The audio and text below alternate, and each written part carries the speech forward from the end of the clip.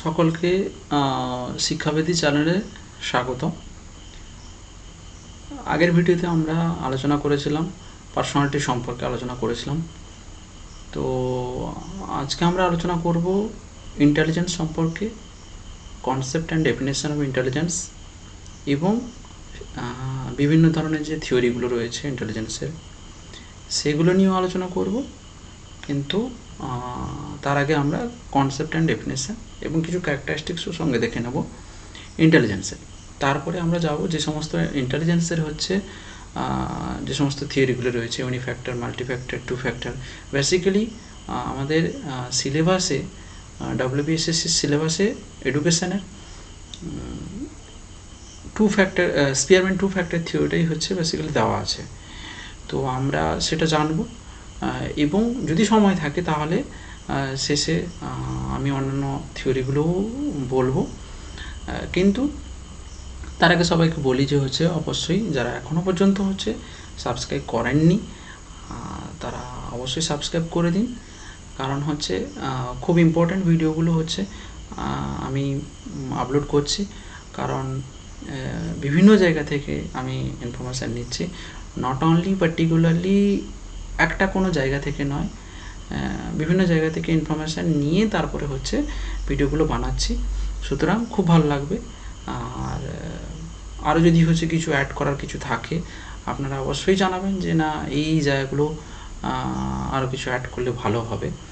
তো অবশ্যই হচ্ছে সে জায়গাগুলো অ্যাড করব। তো কথা না বাড়িয়ে আমি চলে যাচ্ছি। আচ্ছা, এটা ফিলোজফিক্যাল হবে না, এটা যে সাইকোলজিক্যাল, ঠিক আছে? এটা এক মিনিট।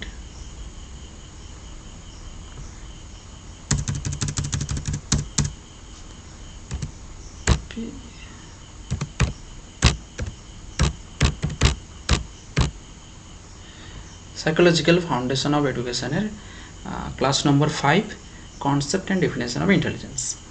তো ইন্টেলিজেন্স সম্পর্কে বলার আগে তার আগে একটা কথা দিয়ে আমি শুরু করতে চাই, যে কথাটা হচ্ছে আলবার্ট আইনস্টাইন বলেছেন, everyone is a genius. Means সকলেই কিন্তু জেনিয়াস, বাট ইফ ইউ জাজ এ fish on its ability to climb a tree, it will live its whole life belonging that is it's stupid. মানে বুঝতেই পারছেন সবাই আপনারা যে সকলেই কিন্তু জিনিয়াস, বাট ইফ ইউ জাজ এ ফিশ, যদি হচ্ছে একটা মাছের সঙ্গে জাজ করেন, on it's ability to climb a tree, it will believe its whole life belonging that is stupid. তো খুব সুন্দর একটা ডেফিনেশন তিনি দিয়েছেন ইন্টেলিজেন্স সম্পর্কে। যে কিন্তু তার আগে আমরা বলি যে হু ইজ ইন্টেলিজেন্স, কে বুদ্ধিমান? এই প্রশ্নটা আমরা অনেক সময় বলে থাকি এবং উই আর জাস্ট পারসন যে এ বেশি বুদ্ধিমান, এ কম বুদ্ধিমান, এরকম আমরা জাজ করে থাকি। বাট আমরা যদি দেখি যে সময়ের সাথে সাথে কিন্তু ইন্টেলিজেন্সের ধারণা এবং তার অনেক বিস্তৃত হয়েছে। বিভিন্ন মনোবিদগণ মানুষের হচ্ছে কি আচরণের বিভিন্ন বৈশিষ্ট্যগুলো লক্ষ্যও করেছেন, সেই অনুযায়ী ইন্টেলিজেন্সের ডেফিনেশনও দিয়েছেন। তো আমরা সেই দিকে এগিয়ে যাব যে হচ্ছে মূলত, যেমন আমরা অনেক সময় এটাও বলে থাকি যে ব্যক্তির আচরণ কিছু রয়েছে, ব্যক্তি কতগুলো বিহেভ করে। আমরা এই নিয়ে আগের ক্লাসেও বলেছিলাম যে পার্সোনালিটি সম্পর্কে বিহেভও ম্যাটার করে। সুতরাং মানুষ কিছু বিহেভ করে, মানুষের সেই যে আচরণ, সেই আচরণের একটা গুণগত মানই হচ্ছে যেটা কিছুতে আমরা দেখি যে কারো গুণগত মান উন্নত, কারো গুণগত মান উন্নত নয়, এরকম আমরা দেখি। আবার জন্মের পর থেকে মৃত্যু পর্যন্ত যদি আমরা দেখি, আচরণের এই যে উন্নত মানের কথাটা বলছি আমরা, উন্নত মান বজায় থাকে। কিন্তু অন্যদিকে আবার কিছু ব্যক্তি আছে, ব্যক্তির যাদের মান কিন্তু খুব নিম্ন স্তরে, তারা হচ্ছে তাদের উন্নত মান এতটা বজায় থাকে না, বা তাদের মানটা খুব নিম্ন স্তরে। তো এই নিম্নমান সম্পন্ন ব্যক্তিদের আচরণকে আমরা বিভিন্ন ধরনের প্রশিক্ষণ দিই, কিন্তু আমরা বিভিন্ন ধরনের প্রশিক্ষণের মাধ্যমে সেগুলোকে স্বাভাবিক স্তরে ফিরিয়ে আনি, এবং না যেগুলো হচ্ছে কিছু বিভিন্নভাবে সেগুলোকে আমরা ফিরিয়ে আনি। তো সাইকোলজিস্টরা যেগুলো বলেছেন, যে তিনি অনুমানও করেছেন, তেনারা অনুমানও করেছেন মানুষের আচরণের গুণগত মান বিশেষ কোনো মানসিক ক্ষমতার দ্বারা নির্ধারিত হয়। তারা এটা নিয়ে ভেবেওছেন যে কতগুলো মেন্টাল অ্যাবিলিটিস রয়েছে, যেগুলো দিয়ে কিন্তু তার বুদ্ধিটা কিন্তু হয়, নিয়ন্ত্রিত হয়, এবং তার সমস্ত যে গুণগত মান, তার কার্যাবলী সেই মেন্টাল অ্যাবিলিটিসের দ্বারাই কিন্তু নিয়ন্ত্রিত হয়। আর এই মানসিক ক্ষমতা, এই যে মেন্টাল অ্যাবিলিটি, এগুলোকেই আমরা বুদ্ধি হিসেবে সুনিশ্চিত করছি। তো বুদ্ধি হিসেবে আমরা ধরে নিচ্ছি, বুদ্ধি হিসেবে বলছি। তাহলে ইন্টেলিজেন্স মানে কোনো একটা নির্দিষ্ট পার্টিকুলার, এবার মেন্টাল এবিলিটিসের মধ্যে সব কিছু আসে, যে কোনো নির্দিষ্ট পার্টিকুলার যে কোনো কিছু যে না এটাই হচ্ছে ইন্টেলিজেন্স, এরকম বলা যাবে না। তার মধ্যে ক্রিয়েটিভিটি থাকতে পারে, তার মধ্যে একটা ইন্টিগ্রেশন করার একটা ভাবনা থাকতে পারে প্রত্যেক ব্যক্তির মধ্যে। এটা আমি বলছি প্রত্যেক ব্যক্তির মধ্যে এটা থাকতে পারে, থাকবে এমনটা নয়, থাকতে পারে। তো এই জিনিসগুলো থাকবে কম বেশি। তার মধ্যে প্রবলেম সলভিংয়ের অ্যাবিলিটি থাকবে, তার মধ্যে সলিউশন করার অ্যাবিলিটি থাকবে, তার মধ্যে ইনভেনশন করার অ্যাবিলিটি থাকবে, তার মধ্যে কিছু বেসিক অ্যাবিলিটি থাকবে, তার মধ্যে ইন্টারপ্রেট করার ক্ষমতা থাকবে। তো এই জিনিসগুলোকে নিয়েই আমরা মূলত ইন্টেলিজেন্স সম্পর্কে আলোচনা করব। তাহলে আমরা জেনে নেব বিভিন্ন ধরনের ডেফিনেশন রয়েছে। তার আগে জেনে নিই যে ইন্টেলিজেন্স কথাটি কোথা থেকে এসেছে, যেটা হচ্ছে ল্যাটিন ওয়ার্ড ইন্টেলিজেন্টিয়া থেকে এসছে, অর ইন্টালেক্টস থেকে, ইন্টালেক্টাস থেকে এসছে, যার অর্থ হচ্ছে গিয়ে কি কম্প্রিহেন্ড করা আর পারসিভ করা। আমি কিভাবে পারসিভ করছি বিভিন্ন বিষয়কে, আমরা কিভাবে সেটাকে কম্প্রিহেন্ডস করছি। তো এই জিনিসগুলো, এটা হচ্ছে ল্যাটিন। তাহলে বোঝা গেল, অনেক সময় শর্ট কোশ্চেন আসতে পারে কোন ওয়ার্ড থেকে এসছে, ল্যাটিন ওয়ার্ড কি ইন্টালেক্টাস থেকে বা ইন্টেলিজেন্টিয়া থেকে এসছে। এবার ইন্টেলিজেন্স হচ্ছে যে এক ধরনের অ্যাবিলিটি, কি ability to understand incoming information. মানে শুধুমাত্র ইনকামিং ইনফরমেশান যে আসছে সেটা আমরা জেনে নিচ্ছি এমনটা নয়, সেটাকে আন্ডারস্ট্যান্ড করার ক্ষমতা রাখাই হলো ইন্টেলিজেন্ট বা ইন্টেলিজেন্স।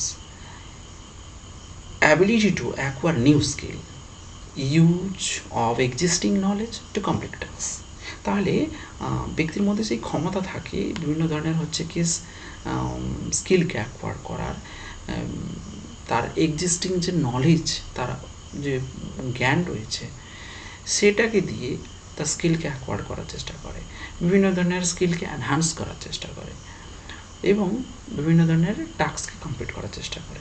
এবং এটা এমন এক ধরনের ক্যাপাসিটি যেটার দ্বারা আমরা বিভিন্ন ধরনের স্টিমুলিকে আন্ডারস্ট্যান্ড করতে পারি, যেটা আমরা বিভিন্ন ধরনের বিষয়কে, আমাদের সামনে অধীত বিষয়কে, যে কোনো ধরনের লার্নিং সিচুয়েশানে আমরা সেটাকে আন্ডারস্ট্যান্ড করতে পারি।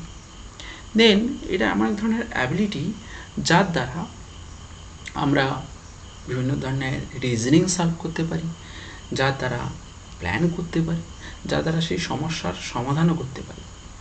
তাহলে বোঝা গেল যে intelligence is the ability two reason, plan and solving the problems. এই নিয়ে ওয়েসলার বলছেন, according to ওয়েসলার, global capacity of the individual to act purposefully. এই জিনিসটাই একটা জিনিস, যে আমরা কোনো একটা লক্ষ্যে পৌঁছতে চাইছি, তাহলে কি করতে হবে, আমাদের সেই লক্ষ্যে পৌঁছতে হলে পারপাসফুলি অ্যাক্ট করতে হবে। আমরা উল্টোপাল্টাভাবে যদি অ্যাক্ট করি সেরকম, তাহলে আমরা সেই লক্ষ্যে পৌঁছতে পারবো না। তাহলে ব্যক্তির মধ্যে এমন এক ধরনের ক্যাপাসিটি থাকে, those who are intelligent, capacity থাকে, তারা পারপাসফুলি অ্যাক্ট করে সেই গোলটাকে অ্যাচিভ করতে পারবে, তাই না? তো তারপর আবার একটা জিনিস বলছি, যে তারা থিঙ্কিং করবে কেমন, রেশিওনালি থিঙ্কিং করবে। তারা থিঙ্কিং করে কেমন, তারা লজিক্যালি থিঙ্কিং করবে, তারা বিভিন্ন বিষয়কে ডিল করবে এফেক্টিভলি, পরিবেশের মধ্যে বিভিন্ন বিষয়কে ইফেক্টিভলি ডিল করবে। ঠিক আছে, বোঝা গেল। তাহলে ইন্টেলিজেন্স কি বোঝা গেল। আর একটা ডেফিনেশন জেনে নিই, স্টুডার্ট বলছেন যে হচ্ছে কি ability to understand activities that are difficult, যে সমস্ত অ্যাক্টিভিটিসগুলো ডিফিকাল্ট, কমপ্লেক্স, অ্যাবস্ট্রাক্ট, সেই সমস্ত অ্যাক্টিভিটিসগুলো আন্ডারস্ট্যান্ড করে আমরা সেই সমস্ত জিনিসগুলোকে আন্ডারস্ট্যান্ড করার ক্ষমতা হলো বুদ্ধি। ঠিক আছে, পিয়াজেট বলছেন ability to adapt one surroundings. অনেক সময় কী থাকে, আমি কোনো একটা জায়গায় গেলাম, সেখানে পরিবেশের সঙ্গে, পারিপার্শ্বিকের সঙ্গে আমি অ্যাডজাস্ট করতে পারছি না, দেন তাহলে কি সেটা আমি সেই তাহলে কিন্তু সে তার ইন্টেলিজেন্সের মধ্যে তার ইন্টেলিজেন্স এতটা হাই নয় বা একটা নির্দিষ্ট লেভেলেও নেই। সুতরাং অ্যাডাপ্ট ওয়ান সারাউন্ডিং, অ্যাডাপ্ট করার ক্ষমতাও রাখতে হবে। দেন মেন্টাল ক্যাপাসিটি বা মেন্টাল এনার্জি, অনেক সময় এটাকে বলে থাকে ইন্টেলিজেন্সকে, is a one type of mental capacity. তো আমার মেন্টাল ক্যাপাসিটি কত, অনেক সময় বলা হয়ে থাকে না, আমাদের তোর মেন্টাল ক্যাপাসিটি কত। তুই মানে একটা বাচ্চার, একটা শিশুর তার মেন্টাল ক্যাপাসিটি অনুযায়ী তাকে লার্নিং দিতে হবে। আমরা এগুলো পড়বো কেন, তার জন্য এগুলো জানা খুবই ইম্পর্ট্যান্ট, যে আমরা ইন্টেলিজেন্স সম্পর্কে জেনে ভবিষ্যতে সে শিক্ষার্থী কতটা নিতে পারবে, সে শিক্ষার্থী কতটা বুঝতে পারবে, সেই অনুযায়ী তাকে হচ্ছে কি ইনফরমেশানগুলো দেওয়া হবে। এমনটা নয় আমি তার উপর পুরো বোঝা করে দিলাম। ঠিক আছে, তো that can help the manipulation of things. এটা এমন একটা জিনিস, ইন্টেলিজেন্ট ব্যক্তি যারা হন না, তারা হচ্ছে সিচুয়েশানে কিন্তু বিভিন্ন বিষয়কে ম্যানিপুলেট করতে পারে খুব দ্রুত। সেই জিনিসগুলোর ক্ষমতা থাকতে হবে। ক্যাটেল যেখানে বলছেন, অ্যাকর্ডিং টু ক্যাটেল, দুটি টাইপের ইন্টেলিজেন্সের কথা বলছেন। একটা হচ্ছে কি ফ্লুইড ইন্টেলিজেন্স, একটা ক্রিস্টালাইজড ইন্টেলিজেন্স। এগুলো সম্পর্কে যখন আমি ক্যাটেলের থিওরি পরে যখন পড়াবো, তখন সেগুলো খুব ডিটেলসলি আরও আলোচনা করবো। ক্যাটেলের যে ফ্লুইড, ক্রিস্টালাইজড ইন্টেলিজেন্সগুলো কী কী, এখানে যে ছোটো ছোটো করে আলোচনা করে দিয়েছি, কারণ এগুলো এক্সামে বেশি আসবে ছোটো ছোটো করে। যেমন আছে দু ধরনের ইন্টেলিজেন্স, কি ফ্লুইড ইন্টেলিজেন্স, যেটা হেরিডিটারি কি, যেটা জন্মগতভাবে, যেমন হচ্ছে কি আমি কোনো জিনিস আয়ত্ত করেছি যেটা চিরকাল আমার মধ্যে থেকে গেছে। যেমন সলভিংয়ে কমপ্লেক্স পাজেল, আমি চোখ বন্ধ, যারা হচ্ছে কি পাজেল সলভ করে তারা চোখ বন্ধ করেও সলভ করে দেবে, এরকম একটা ক্যাপাসিটি তাদের থাকে। তো মাচ মোর এক্সপিরিয়েন্স গ্যাদার্ড তারা করেছে, এবং তারা সেটাকে স্কিল হিসেবে একদম করে নিয়েছে, মানে অটোমেটিক হয়ে যাবে। ক্রিস্টালাইজ ইন্টেলিজেন্স, যেটা হচ্ছে আমরা এক্সপেরিয়েন্সের ভিত্তিতে অ্যাকোয়ার্ড করি, যেমন হচ্ছে রাইডিং সাইকেল। তাহলে মানে সাইকেল চালানোটা একটা হচ্ছে ক্রিস্টালাইজ ইন্টেলিজেন্সের উদাহরণ। মানে আমি একটা আর্ট, মানে আমি সাইকেল, অনেক আছে সাইকেল হচ্ছে কি হাত ছাড়ে চালিয়ে দেয়, তো ওটা বলছি না, বাট হচ্ছে কি সাইকেল সবাই চালাতে পারে না, অনেকে পারে না, অনেকে আবার পারে, অনেকে বাইক চালাতে পারে না, অনেকে পারে। এই যে জিনিসগুলো, এগুলো acquired by the experience, acquired করেছে। হ্যাভ বলছেন বি ইন্টেলিজেন্সের কথা। আচ্ছা, এইখানে বলে দিই, এই যে বি ইন্টেলিজেন্স হ্যাভ বলছেন, তিনি কিন্তু বি ইন্টেলিজেন্সটা পুরোপুরি, ইন্টেলিজেন্স হচ্ছে গিয়ে ফ্লুইড ইন্টেলিজেন্স, বি ইন্টেলিজেন্সটা ক্রিস্টালাইজ ইন্টেলিজেন্স। তো অনেক সময় পরীক্ষা দিতে পারে ফ্লুইড ইন্টেলিজেন্স, ক্যাটেলের ফ্লুইড ইন্টেলিজেন্সের সঙ্গে হ্যাভের কোন ইন্টেলিজেন্সের মিল আছে, ইন্টেলিজেন্সের। ক্রিস্টালাইজ ইন্টেলিজেন্সের সঙ্গে বি ইন্টেলিজেন্সের মিল আছে। তো এই হচ্ছে ব্যাপার। তাহলে ডেফিনেশানগুলো বোঝা গেল।